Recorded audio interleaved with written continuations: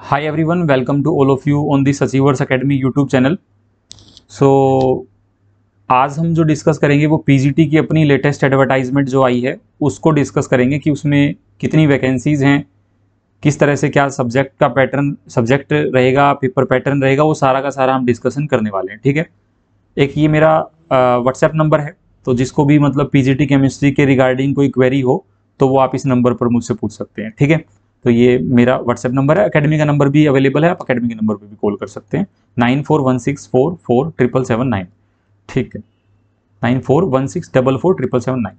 अब देखिएगा आगे मैं एडवर्टाइजमेंट को जनरली डिस्कस करूंगा आपके लिए कि इसमें क्या क्या पॉइंट्स हैं इंपॉर्टेंट, वो सारा एक बार देख लेते हैं। ठीक है, तो अपना जो ये एडवर्टाइजमेंट है वो रिलीज हुआ था कल 23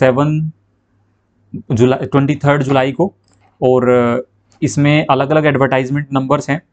तो एक आपका केमिस्ट्री से रिगार्डिंग भी है, तो इसमें हमारे पास जो एडवर्टाइजमेंट में केमिस्ट्री की वैकेंसीज हैं, एक तो इसमें डेट देख लो, ये आपका 25 जुलाई से, यानी कि इसमें एप्लीकेशन फॉर्म आपके कल से स्टार्ट हो जाएंगे। आज मैं 24 को ये वीडियो रिकॉर्ड कर रहा हूँ, तो 25 जुलाई से आपके एप्लीकेशन स्टार्ट हो जाएंगे और लास्ट डेट 14 अगस्त है।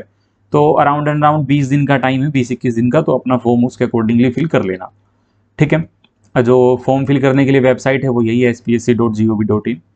इसके साथ साथ हमारा यहाँ पर जो एलिजिबिलिटी क्राइटेरिया है वो क्या है। ठीक है, एलिजिबिलिटी क्राइटेरिया के लिए डिस्कस कर लेते हैं। पहले तो पोस्ट क्या क्या है। अब देखो, होपफुली आपको पोस्ट दिख रही होंगी, सबने लगभग अभी तक तो एडवर्टाइजमेंट देख ही लिए। तो इसमें अपना जो एडवर्टाइजमेंट नंबर है वो 19/2024 है, 19/2/24। ये केमिस्ट्री की पोस्ट है, और इसमें टोटल पोस्ट जो आई है 255 है। जैसा कि हम प्रेडिक्ट कर रहे थे, बहुत ज़्यादा पोस्ट आने वाली हैं आगे, तो इसमें 255 केमिस्ट्री की हैं। ठीक है, बाकी सब सब्जेक्ट की भी अलग अलग हैं। अगर कोई और सब्जेक्ट का लर्नर वीडियो देख रहा है तो अपनी अलग से एक बार इसमें चेक कर लेना कि कौन कौन सी पोस्ट हैं। इसमें जनरल के लिए 140 हैं, एससी कैटेगरी के लिए 51 है, बीसी ए के लिए 26 है, बीसी बी के लिए 13 है आपकी। ठीक है, देन उसके बाद ईडब्ल्यूएस के लिए 25 इसमें पोस्ट रहेंगी। एंड फिर इसी में से फीमेल्स के लिए हॉरिजॉन्टल रिजर्वेशन है, ईएसएम के लिए हॉरिजॉन्टल है। तो हॉरिजॉन्टल मतलब होता है इन्हीं में से कुछ सीट्स हॉरिजॉन्टली डिवाइड कर देंगे फीमेल्स को ईएसएम कैटेगरी में और पीडब्ल्यूबीडी में, तो अलग से वो सीट्स नहीं है। सीट्स का जो आपका कॉलम है वो यहीं तक का है। ठीक है, अगर किसी को जैसे कन्फ्यूजन हो तो 255, अगर आप 140 51 ये सब ऐड करोगे तो 255 आपका आ जाएगा। ओके, तो ये आपकी पोस्ट मैंने बता दी। इसमें जनरल कैटेगरी की 140 पोस्ट हैं टोटल यहाँ पे। इसके बाद अलग अलग सब्जेक्ट की अगर देखें तो टोटल मिला के 3069 नंबर है, अपनी 255 है केमिस्ट्री के लिए। अब इसमें बेसिकली हमारा तो जैसे इसमें सिर्फ और सिर्फ हरियाणा कैडर के लिए, क्योंकि मेवात कैडर में पहले आपकी हो चुकी थी, तो सिर्फ आरओएच कैडर के लिए पोस्ट ये आई हैं, तो प्रेफरेंस वगैरह इसमें आपसे कुछ फिल करवाएगा नहीं। एंड इसेंशियल क्वालिफिकेशंस देख लो क्या है। तो इसेंशियल क्वालिफिकेशंस में पीजीटी के लिए जो ये एचटेट है ये होना चाहिए आपके पास। अब जो इनका पिछले साल तक एचटेट है 7 ईयर्स की वैलिडिटी का, तो वो सब इसमें फॉर्म फिल कर सकते हैं अपना। ये इसेंशियल क्वालिफिकेशन है कि एचटेट आपके पास हो पीजीटी लेवल 3, पीजीटी लेवल 3 का एचटेट, और साथ में ये बीए बीएससी जो भी मिनिमम एलिजिबिलिटी क्राइटेरिया है वो सब हो, कंसिस्टेंट गुड एकेडमिक रिकॉर्ड हो। अब जैसे केमिस्ट्री के लिए एडवर्टाइजमेंट में इसमें एमएससी केमिस्ट्री और एमएससी बायोकेमिस्ट्री के स्टूडेंट्स फॉर्म फिल कर सकते हैं, जिनके पास 50% मार्क्स हो एमएससी और बायो में, इनमें बायोकेमिस्ट्री में, और साथ में बीएड की डिग्री हो। बीएड की डिग्री कंप्लीट होनी चाहिए आपकी 14 अगस्त तक, 14 अगस्त तक आपकी बीएड की डिग्री कंप्लीट हो जाएगी, आपका रिजल्ट वगैरह आ जाएगा तो आप एलिजिबल हो। इसमें दिया भी हुआ है कि आगे मैं आपको दिखाऊंगा, जो भी एग्जाम, जो भी आपकी फॉर्म की डेट्स वगैरह हैं वो 14 अगस्त तक last date of filling the form तक अलाउड होती है कि आपको कोई भी डॉक्यूमेंट हो। एलिजिबिलिटी की जो क्लोजिंग डेट है वो 14 अगस्त 2024। तो ये इसमें मैंने आपको एडवर्टाइजमेंट बता दिया। अब देखो scheme and pattern of exam है, इस पे देख लेते हैं, थोड़ा डिस्कस कर लेते हैं। स्क्रीनिंग टेस्ट होगा सबसे पहले। अब देखो स्क्रीनिंग टेस्ट में यहाँ लिखा हुआ है वेयर एवर एप्लीकेबल। अब कुछ पोस्ट हैं जहाँ स्क्रीनिंग, कुछ सब्जेक्ट्स की वैकेंसीज है जहाँ डायरेक्टली सब्जेक्ट नॉलेज हो सकता है, बट वो वहाँ होगा जहाँ नंबर ऑफ कैंडिडेट जितने फॉर्म फिल करेंगे वो वैकेंसी के लगभग लगभग 4 गुना होंगे। बट हमें पता है हमारे सब्जेक्ट में केमिस्ट्री में तो प्री होगा, मतलब स्क्रीनिंग होगा, क्योंकि यहाँ कम से कम भी मतलब अगर 255 पोस्ट हैं तो 10 गुना तो मैं मान के चलता हूँ, मतलब ज़्यादा ही होंगे, मैं तो इन जनरल बोल रहा हूँ, लेकिन मतलब अगर ज़्यादा है तो फिर वो स्क्रीनिंग टेस्ट से उनको स्क्रीन आउट करेंगे। तो इसलिए यहाँ स्क्रीनिंग टेस्ट आपके लिए होगा, अवेलेबल रहेगा। सो स्क्रीनिंग टेस्ट में 100 क्वेश्चन आएंगे और 100 के जो क्वेश्चन हैं वो केमिस्ट्री सब्जेक्ट के होंगे। 100 के 100 जो क्वेश्चन हैं वो केमिस्ट्री सब्जेक्ट के होंगे। पिछली बार का अगर आप पेपर देखोगे तो उस पेपर में जिन्होंने, आप में से हो सकता है काफी सारे लर्नर्स ने मेवात का पेपर दिया भी होगा, तो उसमें क्या था कि 20 मार्क्स जनरल एप्टीट्यूड को दे रखे थे, 80 मार्क्स का केमिस्ट्री सब्जेक्ट था और 20 मार्क्स का जनरल एप्टीट्यूड था। तो जनरल एप्टीट्यूड आपका इस बार नहीं आ रहा है, ठीक है। इस बार सिर्फ और सिर्फ सब्जेक्ट रिलेटेड आपका एग्जाम रहेगा। टाइम ड्यूरेशन जो रहेगी वो 2 घंटे का रहेगा। 100 क्वेश्चन रहेंगे, सब एक एक नंबर के होंगे, तो 100 मार्क्स 100 क्वेश्चन हो गए, ठीक है, 2 घंटे में। अब इसमें इन्होंने बता रखा है कि ये सब तो आप पढ़ लेना, मतलब हाँ। अब इसमें क्या होगा कि जो केमिस्ट्री का पेपर है वो सिर्फ इंग्लिश लैंग्वेज में प्रिंट होगा, कि जैसे आप एचटेट में देखते होंगे तो एक साइड में हिंदी लैंग्वेज आती थी, एक साइड में इंग्लिश। अब यहाँ सिर्फ मतलब केमिस्ट्री ओनली इंग्लिश लैंग्वेज में ही रहेगा, ठीक है। आपके पास क्या है कि जितने भी कैंडिडेट होंगे उनका 4 टाइम्स ये क्या करेंगे, मल्टीप्लाई बाय 4 मेंस के लिए क्वालिफाई करवाएंगे, ठीक है। अब ये इसमें जो लिखा हुआ है कि एडवर्टाइज पोस्ट, अब इसमें कैटेगरी का वो मुझे भी क्लियर नहीं है कि कैटेगरी वाइज बुलाएंगे, पिछली बार तो कैटेगरी वाइज ही बुलाया था, या वो रिजर्वेशन का कैसे अप्लाई करेंगे वो अभी मुझे क्लियर नहीं है, ठीक है। जैसे क्लियर होता है तो कुछ और इन्फॉर्मेशन मैं आपको उसके बारे में दे दूंगा। उसके बाद फिर सब्जेक्ट नॉलेज टेस्ट है जो कि 3 घंटे का है और टोटल मार्क्स 150 है। इसमें भी आपका सेम ही सिलेबस दिया हुआ है और यहाँ से फिर 2 गुना बुला लेते हैं, विल बी 2 टाइम्स। तो यहाँ से फिर 2 टाइम्स कैंडिडेट्स जितने भी पोस्ट होती हैं उसके 2 टाइम्स बुला लेते हैं। और वेटेज जो रहती है वो 87.5% की वेटेज, प्री के कोई मार्क्स नहीं जुड़ने वाले। मेंस की वेटेज 87.5% है और इंटरव्यू 12.5% का होता है आपका। Weightage of the interview will be 12.5%। Pre just qualifying है कि आप मेंस लिख दो बस, उसके लिए प्री के कोई मार्क्स जुड़ेंगे नहीं आपके। ये पे स्केल है, ये लेवल 8 पर आता है। अगर पे स्केल की हम बात करें तो पीजीटी का जॉब लेवल 8 पर है। ओके, अब डायरेक्टली मैं सिलेबस पर आ जाता हूँ। बाकी कुछ छोटी और सब डिटेल्स अगर आपको इसमें से चाहिए हो तो आप इस पूरी एडवर्टाइजमेंट को पढ़ लेना, आप सबके पास ही है ये एडवर्टाइजमेंट। ये कैटेगरी सर्टिफिकेट वगैरह के लिए भी इंस्ट्रक्शंस दी हुई हैं, तो उसके अकॉर्डिंग अपना कैटेगरी सर्टिफिकेट लेटेस्ट अपलोड कर देना। देन यहाँ अपना मेनली अब सिलेबस पर आते हैं, ठीक है, कि केमिस्ट्री के लिए क्या सिलेबस है। ये फीस वगैरह दे रखा है 1250 नील, ये सब फीस के लिए, ठीक है। तो ये सारा हो गया। ओके ओके ओके, ठीक है। हाँ, ये जनरल डिटेल्स हैं, एक बार आप सबके पास एडवर्टाइजमेंट है वहां से कवर कर लेना। मेन चीज मैंने बता दी है। ये रहा, अब ये हमारा सिलेबस है केमिस्ट्री का। एक तो इस सिलेबस का आप प्रिंट ले लेना सबसे पहले, तो फिर इस सिलेबस को कवर करते हुए अब इसमें क्या है कि जैसे ये सिलेबस सेम ही है जैसा सिलेबस आपका पीजीटी की एडवर्टाइजमेंट में मेवात कैडर में पूछा था पहले, तो वो सेम ही सिलेबस आपका ये पूरा का पूरा है। इस सिलेबस में इन जनरल मैं बताऊं तो 90% आपका 90% जो है वो क्लास 11th और क्लास 12th से कवर हो रहा है। 11th और 12th से क्लास की एनसीईआरटी से आपका 90% सिलेबस कवर हो रहा है। और जो पिछली बार का प्री एग्जाम था, आपको वेबसाइट पर मिल जाएगा अगर आप चेक करना चाहते हो तो, कि कैसा आया था। जिनके पास पेपर नहीं है वो वेबसाइट से डाउनलोड कर लेना।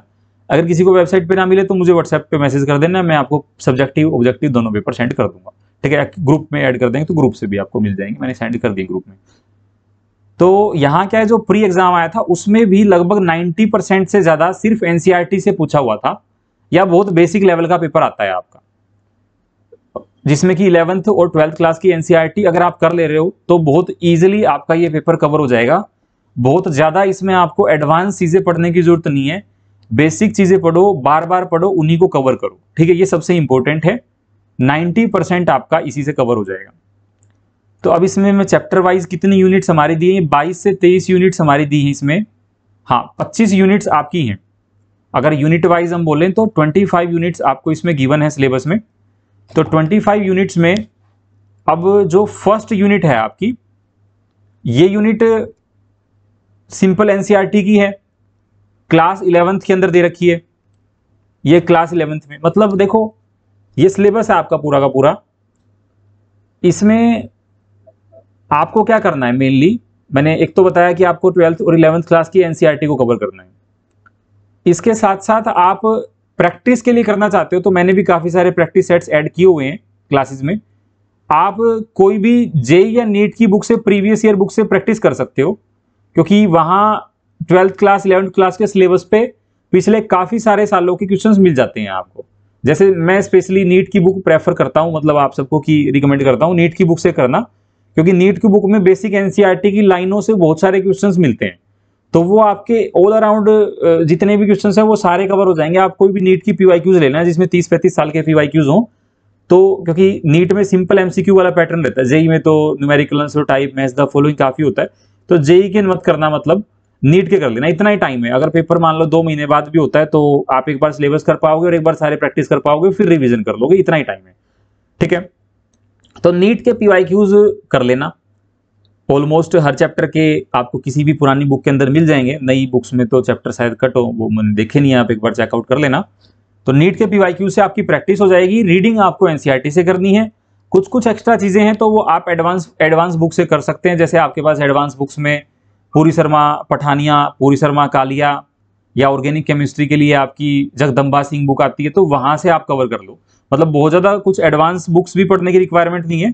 एनसीईआरटी और कुछ कुछ चीजें देखनी है तो वो बेसिक आपके पास कोई भी जो कॉलेज लेवल की बुक्स अवेलेबल रहती है तो उससे कवर कर सकते हो, अगर आप सेल्फ स्टडी कर रहे हो तो। ठीक है, इजी टोके। तो ये इसमें क्या है, some basic concepts of chemistry. तो some basic concepts of chemistry 11th class का चैप्टर है। अब उसके बाद ये है स्टेट्स ऑफ मैटर। अब स्टेट्स ऑफ मैटर में इन्होंने तीनों लिखा हुआ है, जैसे गैसेस, लिक्विड एंड सॉलिड्स। तो इस केस में क्या है कि देखो, जैसे एक टॉपिक है यहाँ पे मैक्सवेल बोल्ट्जमैन डिस्ट्रीब्यूशन लॉ और मॉलिक्यूलर मोशन। तो ये आपको डिटेल से मिल जाएगा किसी बीएससी की बुक में। ठीक है, क्लासेस में तो मैंने सब करवाया ही हुआ है, क्लासेस की नहीं है, बट मैं सेल्फ स्टडी भी आप में से काफी सारे लर्नर जो कर रहे हैं सबके लिए मैं बता रहा हूँ कि आपको बीएससी की बुक में मिलेगा ये वाला टॉपिक डिटेल में। तो देखो, और तो सारा ऊपर ये law of governing ideal gas, Dalton's law, partial pressure, ये सब तो आपका एनसीईआरटी में मिल जाएगा। लेकिन इसके साथ साथ जो ये टॉपिक है ये बीएससी की बुक में मिलेगा। ठीक है, इसके अलावा सॉलिड्स में जैसे ब्रैग्स लॉ थोड़ा डिटेल में, या transformation of crystal structures of varying temperature, ये आपको बीएससी की कोई भी कॉलेज की बुक में मिल जाएगा। पूरी शर्मा पठानिया से भी कर सकते हो, उसमें मिल जाएगा। ठीक है, तो जैसे एक एक दो दो टॉपिक कहीं कहीं हैं जो आपके एनसीईआरटी से बाहर के दे रखे हैं, बट 90% सिलेबस एनसीईआरटी का ही है। एक ये टॉपिक है आपका लिक्विड एंड देयर प्रॉपर्टीज। तो ये लिक्विड स्टेट दे दिया, यहीं से ये सॉलिड स्टार्ट कर दिया और पहले गैस था। तो इस यूनिट में तीनों हैं, गैस, लिक्विड और सॉलिड, तीनों आपको कवर करने हैं, यहां से तीनों आपको कवर करने हैं। ठीक है, तो ये हो गया। उसके बाद थर्ड है स्ट्रक्चर ऑफ एटम। अभी एटॉमिक स्ट्रक्चर आपका गिवन है क्लास 11th में, फर्स्ट चैप्टर ही है। तो वो ये क्लास ऊपर वाला भी क्लास 11th में था, ये भी क्लास 11th में है, स्ट्रक्चर ऑफ एटम। सो इसमें वही बेसिक सारा एनसीईआरटी का ही है, बस एक ये थोड़ा श्रोडिंगर वेव इक्वेशन को डिटेल से पढ़ लेना और प्रोबेबिलिटी डिस्ट्रीब्यूशन कर्व को, इन दोनों को बीएससी की किसी बुक से कवर कर लेना। बाकी पोली, ऑफ वो, हंट्स, हाइजनबर्ग आपको सारा एनसीईआरटी में मिल जाएगा। ठीक है, देन फोर्थ है इक्विलिब्रियम। अब इक्विलिब्रियम में दोनों इक्विलिब्रियम इंक्लूड हैं, आयनिक इक्विलिब्रियम भी और केमिकल इक्विलिब्रियम भी। तो ये है इक्विलिब्रियम का चैप्टर। तो इक्विलिब्रियम में क्या है आपका, बेसिकली ये स्टार्टिंग में इन्होंने जो दे रखा है वो आयनिक इक्विलिब्रियम का पार्ट है, फिर ये ऊपर इसमें केमिकल इक्विलिब्रियम भी आ गया।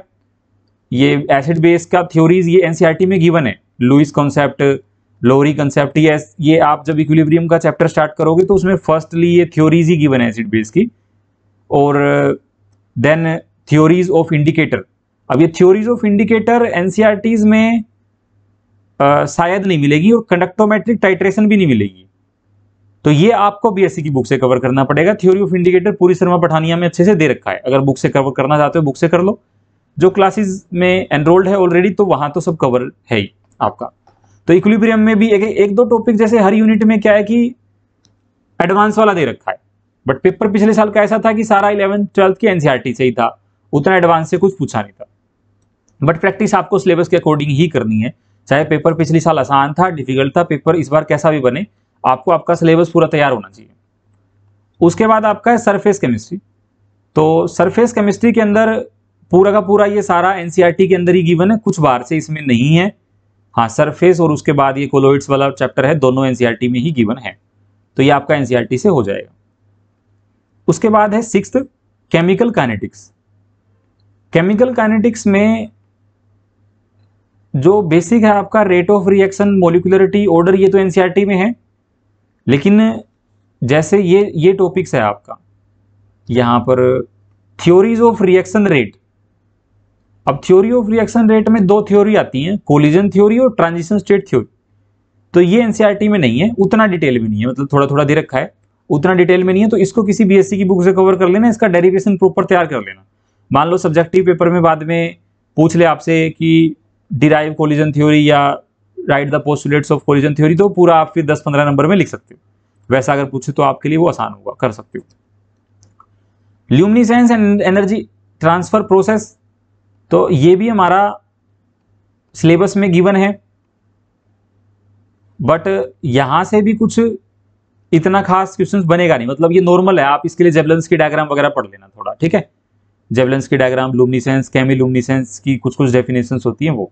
हाँ, रिएक्शन मैकेनिज्म एनसीईआरटी में गिवन नहीं है। ये जो रिएक्शन मैकेनिज्म है इसमें वो आता है कि आपने बीएससी में किया हुआ होगा, स्टडी स्टेट अप्रोक्सीमेशन लगाते हैं, K1 K2 rate constant, reaction reverse जाती है तो उसके लिए वो मैकेनिज्म करके हम रेट लो निकालते हैं। तो वो सिंपल और कॉम्प्लेक्स रिएक्शंस के लिए रिएक्शन मैकेनिज्म भी आपको बीएससी की बुक से मिलेगा, एनसीईआरटी में नहीं है ये टॉपिक। तो मैं बता दे रहा हूं साफ साफ कि कौन सी चीजें एनसीईआरटी में है, कौन सी नहीं है। तो रिएक्शन मैकेनिज्म एनसीईआरटी में नहीं मिलेगा, थ्योरीज ऑफ रिएक्शन रेट उतनी डिटेल में नहीं मिलेंगी, और luminescence and energy transfer process भी एनसीईआरटी में नहीं है, लेकिन इस पे तो कुछ क्वेश्चंस बनेगा भी नहीं। तो ये आपका 6th हो गया। उसके बाद है हमारा 7th। तो 7th में क्या है, रिडॉक्स रिएक्शन एंड इलेक्ट्रोकेमिस्ट्री। अब देखो ऊपर इन्होंने कंडक्टोमेट्रिक टाइट्रेशन का टॉपिक दिया हुआ था, देखो ये वाला कंडक्टोमेट्रिक। तो आप क्या करना कि कंडक्टेंस के साथ कर लेना कंडक्टोमेट्रिक को। तो इसमें दोनों टॉपिक्स हैं, कंडक्टेंस भी है और इलेक्ट्रोकेमिस्ट्री भी है, तो वो दोनों आपके एनसीईआरटी से हो जाएंगे, ठीक है। और एक ये थोड़ा इसमें EMF of the cell and equilibrium constant, हाँ, equilibrium constant and EMF of the cell, ये सब थोड़ी रिलेशंस होती हैं, इनके बेस पे क्वेश्चंस बनते हैं, वो भी आपके कवर कर लेना।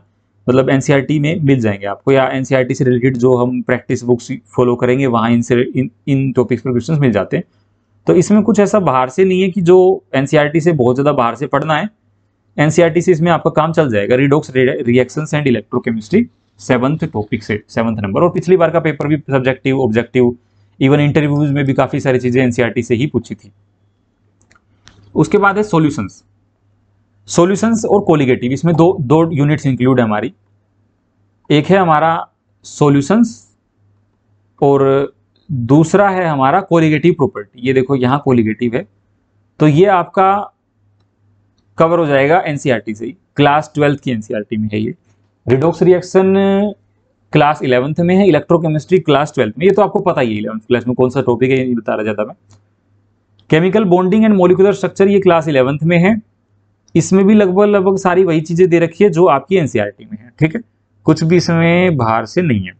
उसके बाद है थर्मोडायनेमिक्स। थर्मोडायनेमिक्स में हमारा ये थोड़ा हेल्महोल्ट्ज और गिब्स फ्री एनर्जी का कम डिटेल में ही दे रखा है एनसीईआरटी में, मतलब उतना हेल्महोल्ट्ज वगैरह के बारे में डिस्कशन नहीं है, तो ये आपको करना पड़ेगा। हेल्महोल्ट्ज का अलग से डिस्कशन मतलब आप किसी भी बीएससी की बुक से करोगे, और बाकी इसमें तो ठीक है। मतलब ये थर्मोडायनेमिक्स ऑफ इलेक्ट्रोकेमिकल सेल, ये भी हम बीएससी में पढ़ते हैं। जैसे इसमें एक तो del G del H minus T delta S कर लेंगे, और एक आपका टेम्परेचर कोफिशिएंट का रिलेशन होता है, del G minus n F E naught cell होता है। तो ये थोड़ा थोड़ा अपना थर्मोडायनेमिक्स का कुछ कुछ तो एनसीईआरटी में गिवन है, कुछ नहीं है, वो बाहर से हो जाएगा। मतलब आपका किसी भी बेसिक बुक से आप कर रहे हो तो वहां से हो जाएगा, ठीक है, क्लियर। उसके बाद है ये भी क्लास 11th में दे रखा है थर्मोडायनेमिक्स का चैप्टर। अब देखो एनसीईआरटी वो जो ओल्ड वाली है जिसमें सारे चैप्टर थे उससे कवर करना, क्योंकि नई एनसीईआरटीज में आजकल चैप्टर्स कट करके दे दिए हैं according to the new syllabus of HBSC and CBSE। फिर ये पीरियडिक प्रॉपर्टीज का चैप्टर है, ये भी प्रॉपर पूरा का पूरा NCERT में है, कुछ भी ऐसा बाहर से नहीं है कि जो आपको अलग पढ़ना पड़े, NCERT से हो जाएगा। NCERT क्लास 11th, ठीक है, क्लास 11th क्लास की NCERT से आपका हो जाएगा। उसके बाद है हाइड्रोजन का चैप्टर। तो हाइड्रोजन में भी ये सिंपल कुछ भी नहीं पढ़ना कहीं से भी, सिर्फ NCERT से, बाहर कहीं ज्यादा मिलेगा भी नहीं है, किसी BSc की बुक में ज्यादा पढ़ते नहीं है इसको, simple NCERT hydrogen chapter, simple NCERT, ठीक है। उसके बाद general principles and process of isolation of element, extraction of element का सिंपल NCERT, ओनली NCERT से करना है। क्लास 12th में मिल जाएगा एक्सट्रैक्शन का, हाइड्रोजन क्लास 11th में मिल जाएगा, पीरियोडिसिटी क्लास 11th में मिल जाएगा। पी ब्लॉक एलिमेंट भी आपको दोनों क्लास 11th में 2 ब्लॉक दे रखे हैं, 13th और 14th, और क्लास 12th में 4 दे रखे हैं, 15, 16, 17, 18, बस वो करना है। इसके अलावा कुछ इसमें ज़्यादा नहीं दे रखा, सारा NCERT से ही कवर हो जाएगा। कुछ छोटी मोटी चीज़ें हैं तो वो बाहर से, लेकिन नहीं, लगभग सारा NCERT से ही हो रहा है, वैसे कि वैसे पॉइंट दिए हुए हैं। D and F block element, ये भी कंप्लीट NCERT से, कुछ भी इसमें बाहर से एक पॉइंट भी नहीं है, NCERT से, क्लास 12th की NCERT में मिलेगा आपको ये चैप्टर फर्स्ट पार्ट के अंदर। कोऑर्डिनेशन कंपाउंड्स में थोड़ा ये जो आपका मेटल कार्बोनिल्स और ये ऑर्गेनोमेटालिक कंपाउंड्स वाला टॉपिक है ना, ये थोड़ा आपका बाहर से आपको करना पड़ेगा, उतना शायद मुझे नहीं याद कि NCERT में शायद नहीं है, ठीक है। और ये स्टेबिलिटीज ऑफ कोऑर्डिनेशन कंपाउंड, ये बायोलॉजिकल इंपॉर्टेंस, ये जो 2-3 लाइनें हैं वो BSc की बुक से कर लेना। इसके लिए तो सबसे बेस्ट है अजय कुमार सर की बुक है, तो वहां से आपका हो जाएगा कोऑर्डिनेशन कवर। उसके बाद 17th है यूनिट हमारी, बाकी NCERT से ही है मोस्टली। 17th है ऑर्गेनिक केमिस्ट्री, अब ये कंप्लीट NCERT का ही है। इसमें आपका जो क्लास 11th का चैप्टर है some basic principles and techniques, वहां से कवर होगा ये पूरा का पूरा, कुछ भी बाहर से नहीं है। फिर हाइड्रोकार्बन्स का चैप्टर है, ये भी आपका सारा क्लास 11th में ही 2 चैप्टर दे रखे हैं ऑर्गेनिक के, एक तो सम बेसिक प्रिंसिपल का था और दूसरा हाइड्रोकार्बन का था, वहां से ही कवर हो जाएगा आपका ये भी पूरा का पूरा टॉपिक, एरोमेटिसिटी वगैरह, हक्कल्स रूल, तो ये लगभग सारा हो जाएगा। कुछ कुछ चीजें बचेंगी तो वो आपकी BSc की मतलब बुक से आप इसको कर लेना, बट मोस्टली ये है सारा का सारा यूनिट्स दे रखा है वहीं पे। एनवायरमेंटल केमिस्ट्री भी क्लास 11th में है, कुछ नहीं करना, सिर्फ क्लास 11th का NCERT से एनवायरमेंटल केमिस्ट्री करना है। 20th haloalkanes, haloarenes, ये क्लास 12th NCERT, इसके अलावा कुछ भी नहीं करना। Alcohol, phenol, ether, class 12th NCERT। Aldehyde, ketone, carboxylic acid, class 12th NCERT। Amines, class 12th NCERT। Polymers, class 12th NCERT। और बायोमोलिक्यूल्स के लिए भी जैसे ये लास्ट में थोड़ा अलग दे रखा है इन्होंने, ये transcription, translation, mutation, genetic code, genetic error, और आपका ये हॉर्मोन्स का कुछ, तो ये अलग से दे रखा है, तो इसको थोड़ा अलग से कवर कर लेना। बाकी चीजें जैसे एक आइसो इलेक्ट्रिक पॉइंट वगैरह है, ये भी नहीं है NCERT में, तो वो किसी BSc की बुक से बेसिक से हो जाएगा, वहां से कवर करना है। लेकिन मतलब मैं बोलूँ 90-85% सिलेबस आपका NCERT से ही है, और पेपर तो पूरा 100% पिछले साल वाला NCERT से ही आया था। मतलब मान लो अगर रिएक्शन मैकेनिज्म NCERT में नहीं है ना, तो रिएक्शन मैकेनिज्म से फिर कोई क्वेश्चन पूछा भी नहीं था, रिएक्शन मैकेनिज्म काइनेटिक्स वाला बोल रहा हूं मैं, वहां से कोई उन्होंने कुछ पूछा भी नहीं फिर, तो बहुत बेसिक सी चीजें लास्ट ईयर पूछी थी। बट आप सिलेबस के अकॉर्डिंग रिएक्शन मैकेनिज्म करके जाओगे, चाहे लास्ट ईयर पूछा है या नहीं पूछा है, जो केमिकल काइनेटिक्स में है। और सब्जेक्टिव के लिए क्या करना है कि सब्जेक्टिव के लिए देखो कुछ अलग से करने की जरूरत नहीं है, जो ये पॉइंट्स आपके इसमें दिए हुए हैं सिलेबस में, इन्हीं से सब्जेक्टिव का पेपर बना था, डायरेक्टली लाइनों से क्वेश्चंस बने थे। जैसे ये आपको दिखाऊं मैं, ये लास्ट वाला vitamins classification disease cause by the deficiency of vitamins, तो इस लाइन से क्वेश्चन बना हुआ था कि what are vitamins, classify them, and what are the disease cause by these vitamins. तो ऐसे पूरा 15 नंबर का एक बन गया था, समझ रहे हो। तो कुछ अलग से नहीं सब्जेक्टिव के लिए तैयार करना, जो आप टॉपिक्स पढ़ोगे उसी को लिख के देख लेना बस अपने लेवल पे, वही हो गया सब्जेक्टिव का। बाकी डिटेल में सब्जेक्टिव की तैयारी आफ्टर मेंस कर लेना, थोड़ा मतलब साथ साथ भी करते रहो, मेंस के बाद, प्री के बाद भी कर लेना, ये हो गया। देन आपका जैसे कि पॉलीमर से था, पॉलीमर से भी मुझे अभी एग्जैक्ट तो ध्यान नहीं है लास्ट क्या क्वेश्चन था, बट कुछ क्लासिफिकेशन वगैरह सही था शायद। तो मतलब मेंस में क्वेश्चन पूछे हुए थे, अमीन्स से सिंपल रिएक्शन पूछी हुई थी, होफमैन ब्रोमोआइड डिग्रेडेशन, आपकी गैब्राइल थैलेमाइड रिएक्शन, ये डिस्टिंग्विश जैसे आए हुए ना, test to distinguish primary secondary 3 degree, ऐसा का ऐसा क्वेश्चन आपका 5-10 नंबर में पूछ लिया था। जैसे यहाँ एल्डिहाइड कीटोन के टेस्ट है, ये भी क्वेश्चन में आया हुआ था। ये आपका प्राइमरी सेकेंडरी 3 डिग्री अल्कोहल है, ये भी as it is question 5 number में बनाया हुआ था सब्जेक्टिव में।